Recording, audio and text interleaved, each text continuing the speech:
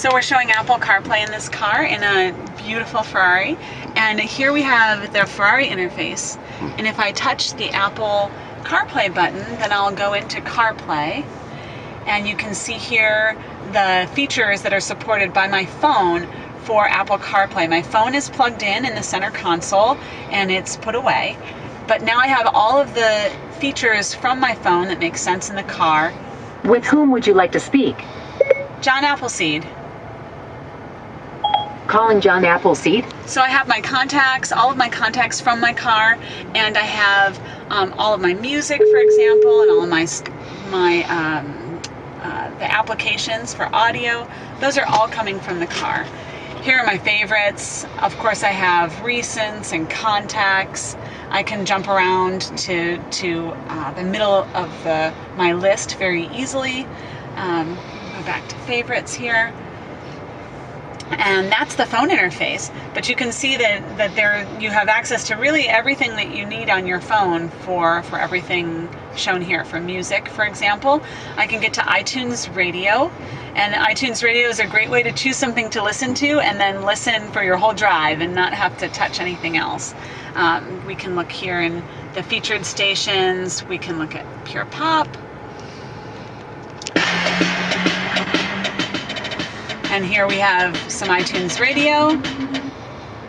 But I can also listen to my own music if I'd like. I have access to that in all the usual categories: playlist, artists. I can go to albums and genres. Here are all the artists on my phone. And here are some playlists. I can listen to something, for example, from the road trip playlist. And here we go. And that's the music app. So you have access to everything that you would expect directly from your phone. So let's look at maps. No matter where I am in this in Apple CarPlay, I can also use these hard buttons that are provided on the Ferrari dash to get into the Maps app via the Navi button, or the phone app, so we can go into Maps this way or by touching Maps. And here we are at Pal Expo. And if I want to choose somewhere to go to, I can look at this destinations list, and we'll suggest some destinations that perhaps you want to go to. Those are recents. We'll show you home and work, and then we can also show you a lot of the destinations that we've found in my email calendar, and also messages. So if a friend sent me the address to a restaurant in a message, then I can go find that restaurant in this list. Any addresses that iOS finds that are relevant, so no calendar events from weeks ago, will show up in this destinations list. But if I want to search for something instead, I can either use the Siri button here, and I can use that from anywhere in CarPlay. There's a button on the back of the steering wheel I can press and hold, or I can use this search feature here. Where would you like to go? Find a museum. I found 12 museums pretty close to you. So we can look for museums here, look at one and the route there.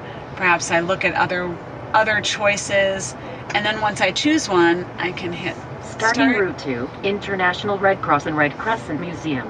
Head northwest on Route Francois. We have this great turn-by-turn interface that we have on iOS.